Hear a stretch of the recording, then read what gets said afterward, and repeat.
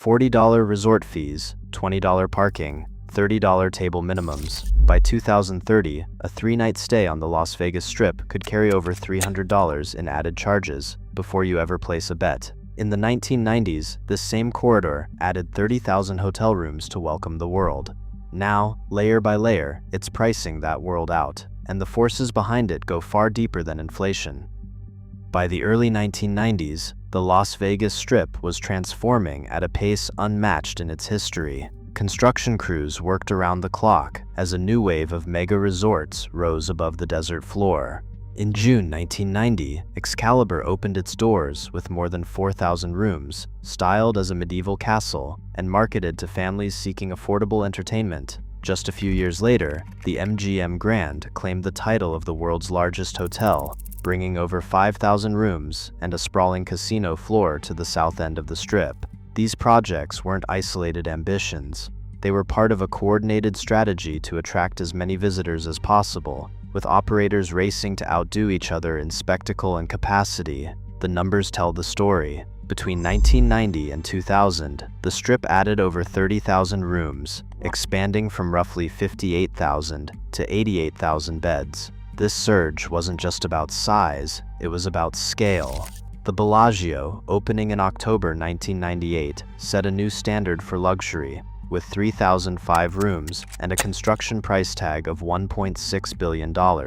Yet even as properties like Bellagio and Mandalay Bay pushed the envelope for high-end amenities, the Strip's core business remained grounded in mass-market tourism. Room rates were kept accessible, and the focus stayed on filling hotel towers and casino floors with travelers from across the country and around the globe.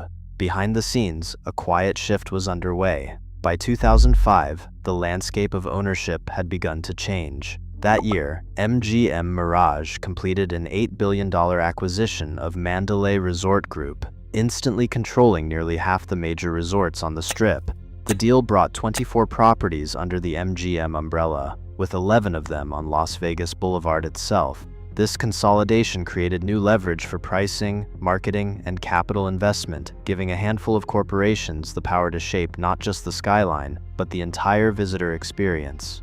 Dr. David McNeil, an economist at UNLV, describes this period as the Strip's scale era, when the drive to maximize room inventory and gaming space created the foundation for later shifts in pricing and strategy. The mega resort model, he argues, was designed to deliver both volume and spectacle, but it also set the stage for a more concentrated, corporate-controlled future. As ownership clustered and properties grew ever larger, the groundwork was laid for the Strip's next transformation, a move away from pure gambling toward a diversified, experience-driven economy.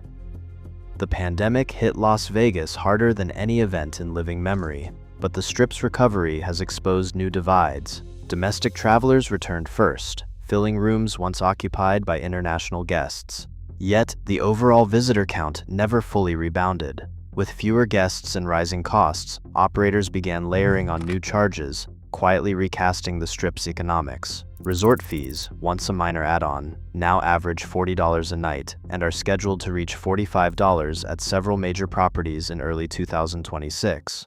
Self-parking, free for decades, now runs $20 per day at most MGM and Caesars resorts, with weekend rates climbing even higher. Valet service, once a symbol of Vegas hospitality, is now a $40 luxury, double the rate from just 5 years ago. These fees are not limited to hotels. On the casino floor, minimum bets at popular table games have climbed to $25 or $30, making casual play unaffordable for many. For a 3-night stay, a typical visitor now faces $210 in ancillary charges before even considering meals or entertainment. Adjusted for inflation, that is a 45% real increase over the early 2000s. The impact is visible in the changing makeup of the crowd. Families and budget travelers, once the Strip's backbone, are visiting less often or staying off-Strip to avoid mounting surcharges. Younger visitors, especially those in the 25 to 34 age range, have dropped by 12% since 2022, according to LVCVA data. Online forums and consumer complaint logs show a sharp uptick in frustration, with undisclosed fees, unexpected parking bills, and high table minimums ranking among the top reasons for negative reviews. A casino dealer who has worked the floor since the Mirage's heyday describes the new normal. "I see fewer regulars, more high rollers, and a lot of empty seats at the low-limit tables. People still want the Vegas experience, but it costs a lot more to get it." For many, the Strip is no longer a playground for everyone. Instead, it is becoming a curated destination for those able or willing to pay the premium. Dr. David McNeil at UNLV describes the Strip as a textbook case of the casino life cycle. In his research, mega resorts enjoy a decade of rapid growth, then plateau as competition intensifies and margins tighten. Today, he points to RevPAR, revenue per available room, lagging the national average by 8 percentage points despite record-high resort fees. McNeil argues that consolidation has delivered short-term gains for operators, but weakened price competition. When 3 companies control most of the rooms, rate discipline is inevitable. The incentives to compete on price just aren't there. Hospitality analysts echo this concern. Jennifer Liu at CBRE tracks a 12% slowdown in daily rate growth since 2022, attributing the dip to rising ancillary charges and growing visitor pushback.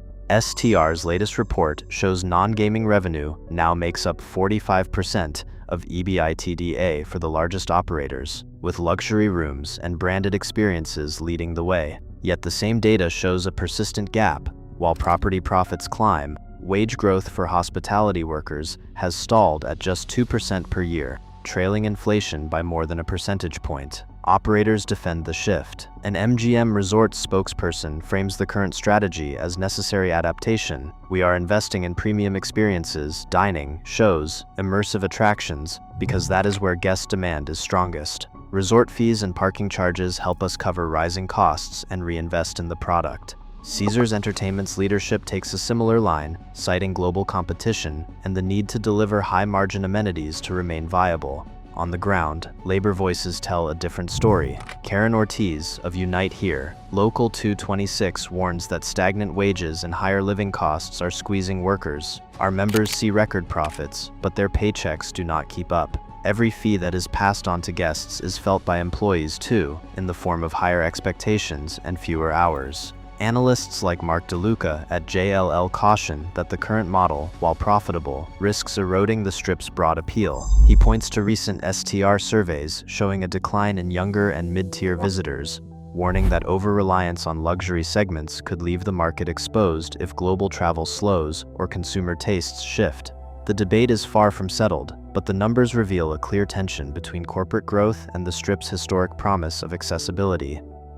Demolition crews are scheduled to arrive at the Tropicana site in late 2026, clearing one of the last mid-century hotels from the Strip. In its place, developers have filed plans for a $2 billion sports and entertainment complex, anchored by a Major League Baseball stadium and new luxury towers. The project, still pending final regulatory approval, is more than a single redevelopment. It stands as a test case for the Strip's future direction. The financial filings for the Tropicana project outline a mixed-use district with a 30,000-seat stadium, integrated retail, and boutique hotel floors. Early projections show ancillary fees for a standard 3-night visit to the new district could exceed $300 by 2030, factoring in resort charges, parking, and minimums at on-site gaming venues. This figure, based on current fee growth rates and inflation assumptions, signals a clear break from the Strip's historic affordability. 3 scenarios now frame the debate over what comes next. The first scenario, a luxury-dominant pathway, assumes that redevelopment continues at the current pace.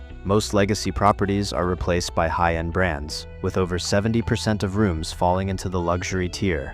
This model maximizes per-guest revenue, but narrows the visitor base to affluent tourists and event-driven travelers.